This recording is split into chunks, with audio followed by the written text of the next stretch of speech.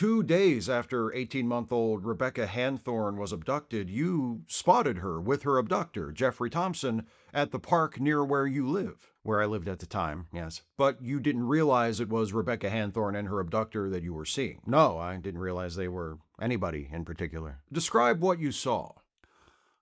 A child who appeared to be a little girl being pushed in a stroller by an adult man. What races did the child and the man appear to be? The little girl was white and the man was black. That didn't strike you as unusual? That didn't raise any alarms? No, it didn't seem noteworthy to me at all. Why would it have? I'm not a racist. And yet you were looking at a missing child and the man who had taken her from her parents. The man who would go on to keep her from those parents for the next 7 years until he was finally found and arrested last year and Rebecca was returned to her family. Thank goodness. If you had found something unusual about what you saw in the park that day and you had called the police, you could have spared that little girl and her family 7 years of fear, heartbreak, uncertainty. That's true. Do you ever look back and wish you had been a little racist? All the time, every day. You could have saved that little girl. I could have, if you were a racist. That's right, which I'm not. I'm not a racist. Certainly not, but if you were, and if you had acted on your racism that day, you could have been a hero. Yes, a racist hero. Yes. There are the people who would say it's still better to not be a racist, because the odds are if you see a black man pushing a white child in a stroller, there's probably nothing sinister going on. There are any number of legitimate reasons for a white child to be in the company of a black person, and relatively few criminal reasons, and it would be unfair to assume the worst. And that's what I thought on that day also. It never occurred to me that anything wrong was going on between that child, white child, correct, and the man she was with, black man. That's right. So on that occasion, the fact that you are not a racist was a disadvantage. It was. It blinded you to the truth. That's right. You couldn't even imagine the real reason that white child was in the company of that black man. I couldn't. Because I'm not racist. What do you say to those people, the ones who say that it's still better to not be racist? I would say ask the parents of Rebecca Hanthorne who they would prefer had seen their daughter in the park that day.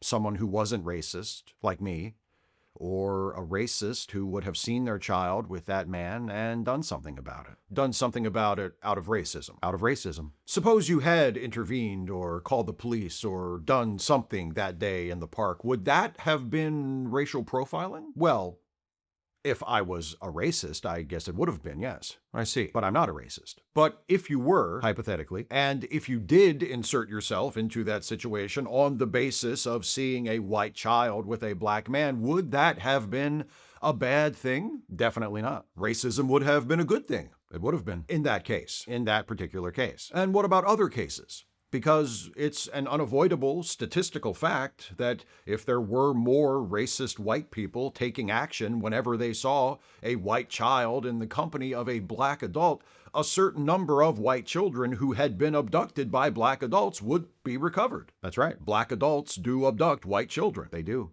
Sometimes. Sometimes. White adults also abduct children. No one's saying they don't. I know, I just had to point that out. I understand, because I'm not racist. Of course not.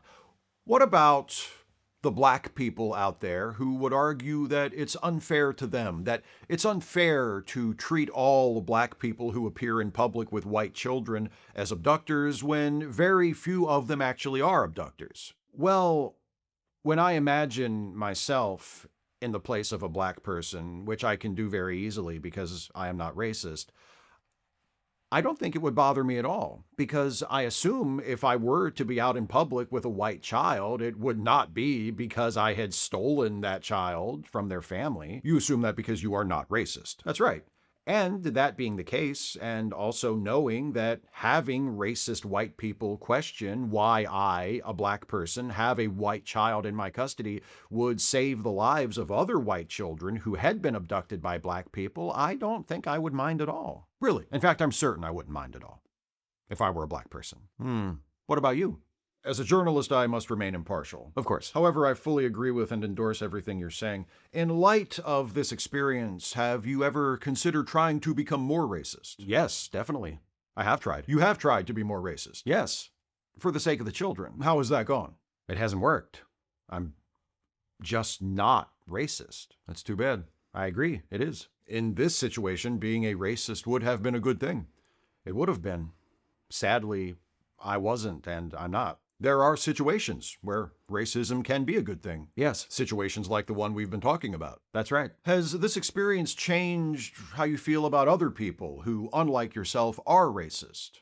Yes. In what way? I'm less judgmental. I don't assume that a racist person is a bad person. Why not? How could someone who saved a stolen child be a bad person? Out of curiosity, what is your political affiliation? I'm a registered independent. Me too. Do you believe in God? Of course. Do you ever pray to God and ask God to make you a racist? I never used to, but since all of this happened, yes, I do pray to God to make me a racist, which he would have to do because I am not one. Really? Yes, really. I'm not racist. No, I meant the part about praying to God to make you a racist. Oh, yes. Every single night. Every single night. But only on one condition. What condition? That I only use the racism for good. That's commendable. Well, have you ever had a chance to speak to Rebecca Hanthorne or her parents? No. What would you say to them if you had the chance to speak to them? I would say I'm sorry.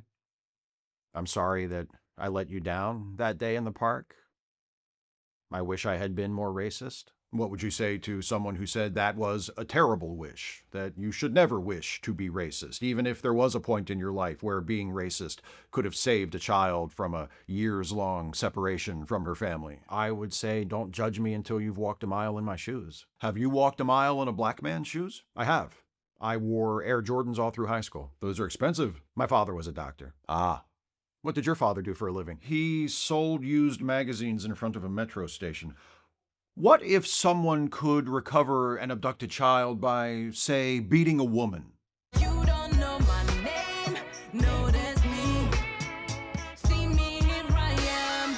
Look at me, make you notice, screaming from my lungs to get to you.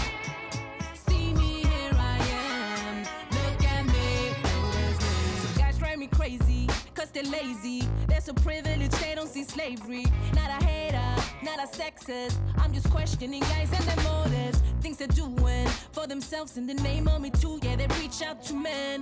Where's the truth, bro? Where's the coyo? Take my advice, all you feminist guys that do whatever, say whatever, to be seen, to be heard, to be clever. Shh, let me speak, boy. You didn't let me finish my sentence, and this is the problem. You don't know my name, no, that's me. See me, here I am.